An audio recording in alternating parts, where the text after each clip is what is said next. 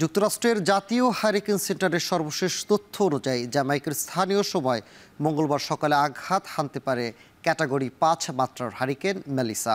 বর্তমানে ২৩০ কিলোমিটার বেগে ক্যারিবীয় দ্বীপপুঞ্জের রাজধানী কিংস্টনের দক্ষিণ পশ্চিম অংশে অবস্থান করে হারিকেনটি ঘন্টায় ৬ কিলোমিটার বেগে জ্যামাইকার উত্তর পশ্চিম অংশের দিকে অগ্রসর হচ্ছে।